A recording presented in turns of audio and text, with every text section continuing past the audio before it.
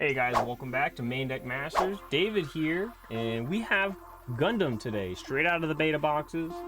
We got these over at Bandai Card Fest Orlando over the weekend. I gotta say, we had a blast. And we have Izzy on the left playing white blue, and I'm over on the right rocking the white green. These decks are not super optimized. They are straight from the beta boxes, but we had a great time building. Great time pulling all the cards. I highly recommend if you're able to get to one at your local game stores, you get the beta box event. I highly recommend you do so. You're going to have a great time. All right, and it looks like Izzy is going to start us off. He just ramps and passes, and then it goes to my turn. I get out a Demi Trainer. I pass it back to Izzy. Stuff has summoning sickness, so I can't really swing. He goes ahead and he plays an Overflowing Affection. Draw 2, ditch 1, good cycle. Great draw power in blue white. Not as good as Show as Resolve, but he does come down with a ball. 1 cost, 1 level unit that when swings heals on swing, heals something else on swing. I myself return with an Overflowing Affection myself. Drawing 2, ditching 1. Looks like I ditch a base, same as him. And I just pass back. I don't want to really give up my Demi Trainer. He goes into the base. I'm just going to take a damage on that base. Bases have 3 HP on the EX base that we get at the start of the game. So we'll need to take 3 damage in order to die. Stuff does maintain damage in this game. So we're going to see a lot of good damage manipulation plays being attempted. I don't remember if they were very fruitful in our first few games, but we are experimenting with how we want to go about game plans moving forward. I played out a Heavy Arms and passed back to Izzy. I'm trying to build my board to go a little wide, and he returns the favor with a McAllis. If you have 4 or more command cards in your trash, he gets +1/+1, and that's pretty good on a 2-cost body. He goes ahead and attaches the Silhouette of Mercury, which does give him the pair and link bonus to it. So it is linked. It gains haste, basically, or rush, depending on what card game terminology you like to use. I return with that with a Peaceful Timbre. That unit cannot damage things in my shield area for that battle. And he goes ahead and passes after refreshing that resource with the Silhouette of skill. I go ahead and play another Heavy Arms, and I attach a Silhouette of my own to my Heavy Arms, giving it the +1/+2 and the on attack and a resource. Now, Heavy Arms does, however, gain Breach, thanks to being paired. I think that was Oh, I'm trying to destroy the unit, so, yep. So, Demi Trainer deals the damage, Breach happens. We're gonna deal 3 to the base. Base gets destroyed. Now he's wide open. However, I do not have any units to attack the base with currently, as the other Heavy Arms was just played. So I play out another Demi Trainer, another good blocker, and I pass over to him. I have two open resources. There is an action step, but we're not really utilizing it at the moment, it looks like. He plays an Earth House.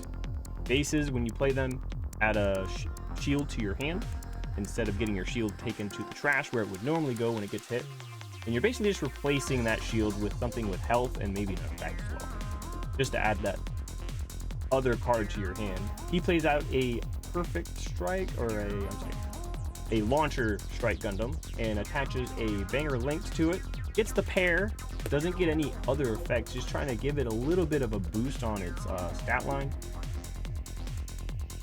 Wants to be able to live against this Heavy Arms when the Heavy Arm attacks next. Not a bad play by Izzy. I play a Sharzaku 2, which during pair gets to deploy a rested, I've learned this, rested Sharzaku token. And I attach the correct pilot, Barnoble, and gives it that rush or haste, the ability to attack on the first turn it's played, and it gains high maneuver because it's linked, and it gets the +1 power bonus. quite nice. It's able to destroy that base as a 5-3, I'm pretty sure. Izzy comes back down with an Ale Strike. Ale Strike is really good. It's the biggest blocker in the game right now. It's a 4/4, 5 level, 4 cost. He does have the Kira Yamato to go into the pilot slot, giving it that linked state.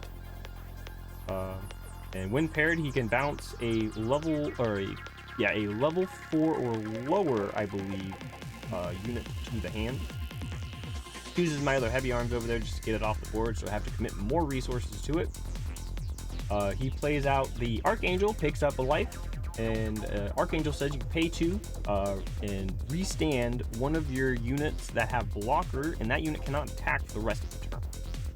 So he's going to go ahead and use his Ale Strike to destroy, hit a shield. It looks like I lost a Demi Trainer. And then he goes ahead and passes. He didn't have enough resources to restand the Ale Strike, but he just wanted to get that damage in. I play out a launcher and the heavy arms. I'm just going to high maneuver into the base, try to get as much damage as I can, clearing that out, and I just don't want to lose my board. I want to keep my wide board state. I don't want to commit too much. I don't want to lose too much, because that launcher strike with the banger links is just too big at the moment. But here we see a Witch in the Bride. He just goes ahead and uses its main effect to bounce a 5 HP or less unit to the hand. As you could tell, Sharzaku 2 does have less than 5. And the pilot underneath it will follow the unit. So the pilot is inside of the mech. It will follow the mech wherever the mech goes. Alright. Izzy plays down another ball, it looked like, and then he attaches another Kira Yamato, I believe it was, or was that? It was Kira, and then he plays down a Gundam. Izzy himself going wide. It's putting a lot of pressure down. He goes into life with the Ale Strike, minusing 2 to my blocker launcher, so making it so it's not really a good idea for me to block with it. And I don't want to give up the Demi Trainer, as it's a 1 attack, 1 defense unit. It's good for getting those cheap pings into life. So he passes over to me after that. No base or life. I play down a Wing Gundam Bird Mode. It's going to give me an EX resource. You can have up to 5 of those on the board at any given time. I play down my 6th dude. It looks like it was the Sharzaku. Jacob kind of messed up there on what I put down. It is a Sharzaku, not another heavy arms. And I go ahead and link it with the Chernobyl that I had in my hand that he bounced. Get that high maneuver damage in just to guarantee some damage. I attach the Hero Yui to the Wing Gundam. Make sure it can attack as well. I'm just going to go straight into base. For a 5-5, it looks like, or a 5-4. He goes ahead and blocks. We will trade. Oh, Banger Links gives him just enough. I'm going to go ahead and trade with my blocker. I think that's a misplay on my part. I don't need to get rid of my blocker there. I should have probably have gotten rid of it with a different unit. But I'm just going to go all in here. Keep going for damage. It's an armor array, which is horrible for me because he has the Gundam on the board and he gets a white base on the board on his last life. That is wild. Now I have to beat through the base and hit him one more time to get the game. Now this game could go either way because he does have 4 dudes on the board, a big blocker, 2 balls, and Gundam. And Gundam has a very good skill of when it gets paired, you give +1 attack to all of your dudes. And he attaches the armor array to it, and he's able to rest a dude with the armor array. All my dudes are rested. I was playing around it, obviously. And he gives +1 attack to everything. So this aerial strike that he just played, or this Gundam aerial, is going to just go in and get some damage in. He played it and linked it with the Silhouette of Mercury. Untapped the thing. Let's see what he does here. He's thinking about swinging with the Ale Strike. I reminded myself I should have an extra resource due to swinging with heavy arms earlier. He takes out my Sharzaku.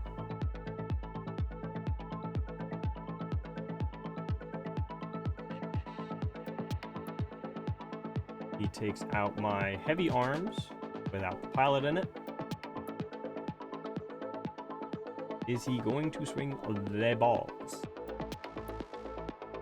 He is going to swing le ball into the heavy arms with the pilot on it, destroying it. He is going to heal something off of the air strike. And then the Gundam will repair itself. He tries to repair air strike, but he will repair the Gundam itself back down to only having 1 damage on it. My turn. I just need to get there. I just need to get in for damage, and it is going to be very hard for me without 2 dudes. I have Kira Yamato. Here, I just make the decision. I just want to clear his base, hope he doesn't have another base, and hopefully go for game next turn. He does have 4 dudes. The math is there. It looks like he has game on board. Do I have a way out? He plays down Archangel. He does have the other base. Is he going to commit? He's committing. Overflowing affection. Oh, Ale strikes out of the deck. All right, he's gonna go in.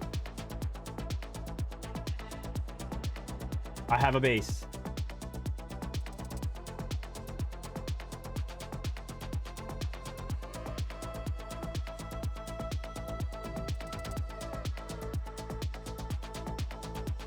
And he gets the dude. He sacrifices his Gundam for it.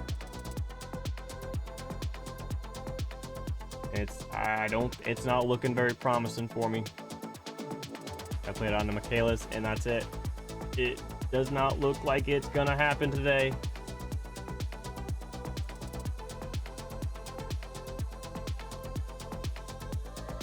Swings into the base. Yep. I have no response. Base goes down. Phase 2 to refresh it just because he can. I play that card. That card doesn't work here, so it's over. And Izzy gets it. Oh, the Wing Gundam on the bottom of the deck. Oh, and it was on the top of the deck too. Oh, the Wing Gundams. Yeah, that was a great showing from Izzy. That was amazing. We will have more Gundam content in the future. Don't forget, like and subscribe the video if you enjoyed it. We're going to be doing some more gameplay content in the future. We're going to try to have much more consistency, and we will see you all in the next video.